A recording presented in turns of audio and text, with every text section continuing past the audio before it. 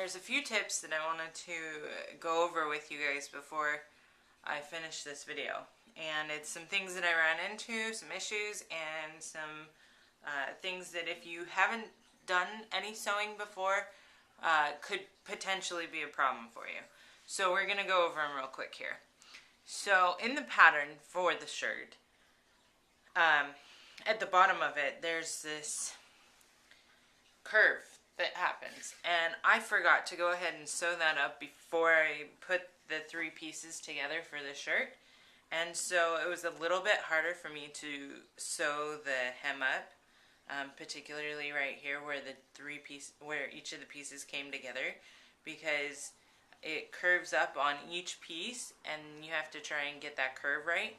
So for beginners, I would suggest sewing the hem up before you sew the shirt pieces together, so it'll be a little bit easier for you.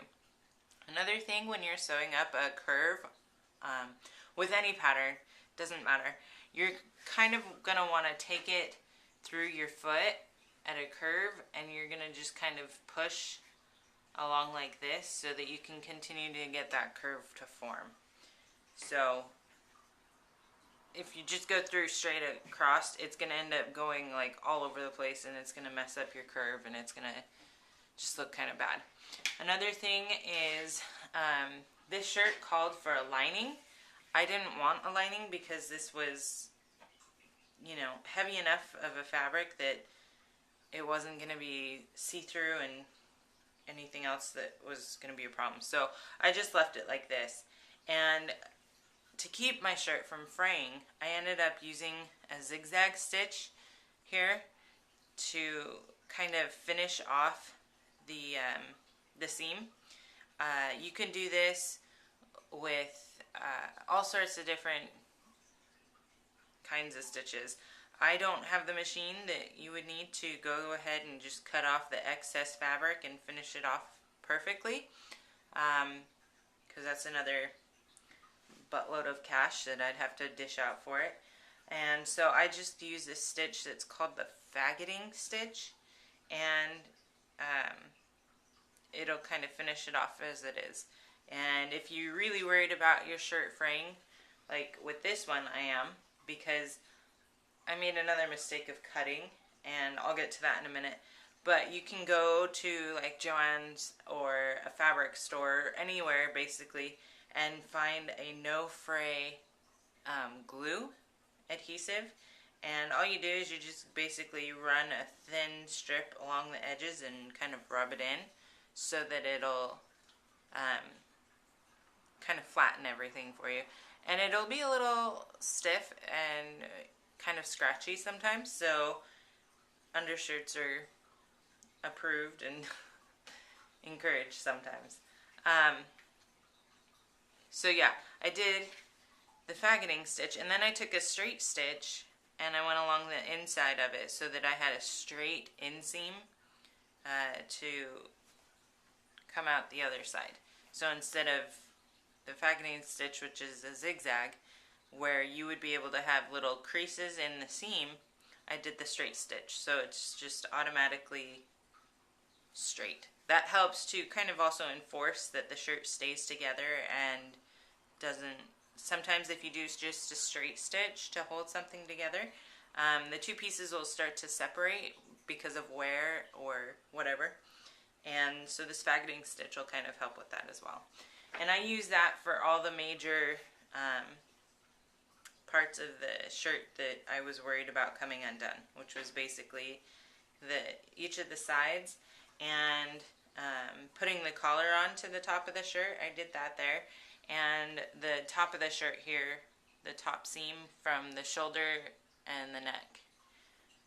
And I could have even done it on the sleeve to keep the sleeve on better, but I didn't feel it was necessary, so I didn't do that.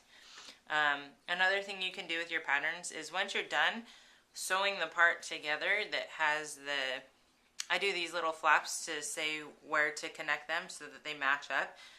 You can always cut those off, or sometimes people will cut in, sometimes people will just put a pin there, whatever you feel more comfortable with doing, you can do that. Another thing to think about is when you're doing a shirt or a dress or any top that will be folding open, you're going to want to have the same fabric as kind of like a lining almost for the folded part. And I didn't think about this with this one when I was cutting, and I'll get to that in just a second. But this one piece here is an extension of the side piece of the shirt. And what I did for the buttonholes is I took my faggoting stitch and I went along the edge here of the shirt, and I was almost to the very edge of the foot, not quite, and then I did it again along here, and I went all the way up to the collar. And how I aligned this was with the screws at the very edge of my foot, at the base of the foot, so that I knew that it was going to be even. And then I took the buttonhole stitch and I took a permanent marker and marked where and how long I needed the holes to be for my buttons. And I haven't perfected the buttonhole stitch yet, but I am getting a whole lot better than I was when I started. So that's good.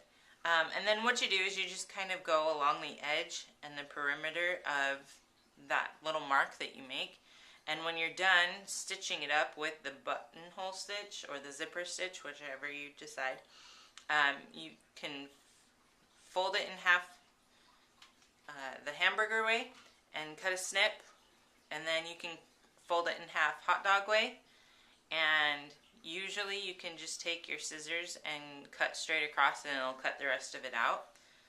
Not always does it turn out quite so nice, but you've finished off the seam there, so it's not like it's going to be a huge deal. It just kind of helps to keep from fraying. And then what I did with this side with the buttons is I just sewed these on at like 1.5 inch interval up the shirt, and then I took this over it and I measured as well so that I could just get them all to align. And thing to remember about the button stitches when you're making the holes is if you do it vertically instead of horizontally, you can kind of adjust your shirt, because sometimes when you sew the buttons on and then you make the holes, they don't always line up on the edge of the shirt evenly. Sometimes you'll get it so that it's like off a bit.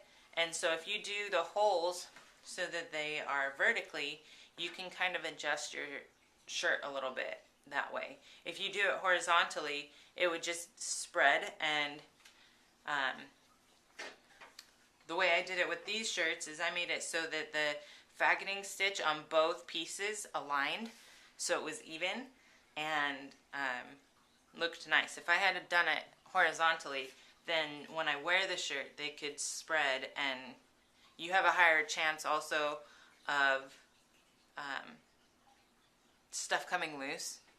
So I like to have quality shirts when I make them, and I like to, you know, make sure that I'm doing the best I can to keep things together so I don't have to go back and fix them anytime. And so that's why I did mine vertically, was for those reasons. Now, with stitching and cutting, I had mentioned that you're going to need some extra fabric here for the flap. In this purple black shirt here, I sewed this up and didn't even think about this because it worked out perfectly, but the edge of this fabric piece aligned perfectly with what I was doing with the faggoting stitch and making my little area for my buttons and everything. So when I wear this and I fold it over like that, it works perfectly so that you don't see any of the stitching or any of the edges of this fabric.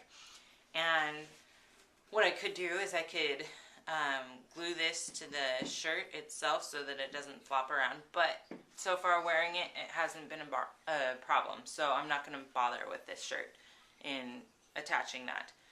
So that shirt's fine. This shirt, however, the pieces were not quite fitting properly with the design on the fabric. That's one thing that you have to pay attention to, is the fabric designs With the purple one, it's just a whole bunch of random flowers, so it didn't really matter where I aligned the fabric as much because it was so random. And with this one, as you can see, it's got the plaid and the stripes and lines and everything. So I was trying to kind of line everything up so that it looked appealing and not distracting. Because that's really easy to do with fashion, and you don't want to distract from the shape and the form of whatever it is that you're wearing. So anyways, I got everything to align properly with the 3 pieces, sewing them across this way, but it wasn't aligning here, and it was just kind of coming out at a slant, and I didn't like that, so I tried to make it straight and line up. And I had extra fabric here, so I ended up cutting, and I didn't think about the shirt folding over and showing the fabric up here, up by my neck and shoulder area, and I ended up cutting too far.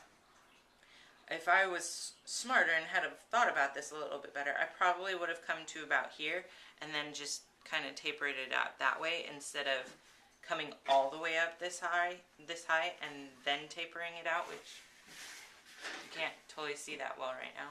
There.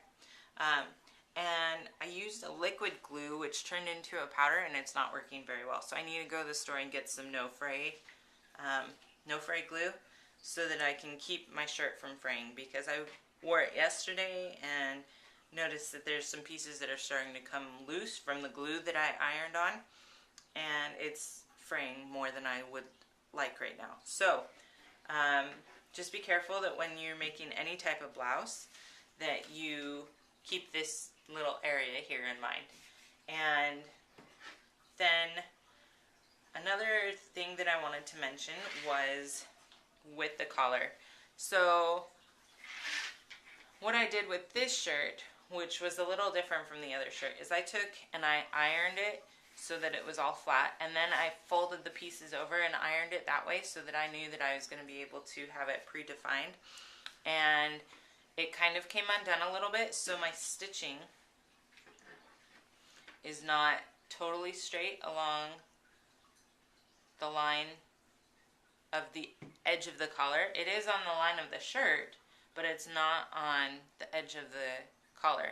And sometimes you can sew, if you decide to sew with the outside of the shirt being up on top of the foot, being the top fabric under the foot, there we go, you can kind of control where things go a little bit better, and I probably should have done that, but with this one I ended up doing it this way because I was focusing more on getting the fabric to go in between the collar pieces, and so I kind of messed myself up a little bit on that one. And what I did with the collar on both of these shirts is I started it off correctly with the other shirt, and then I just got too anxious and wanted to finish this one and way too excited, so I messed up a little bit and had to undo it. But what you do to get it to go on straight is you pin it all together so that the edges are connected.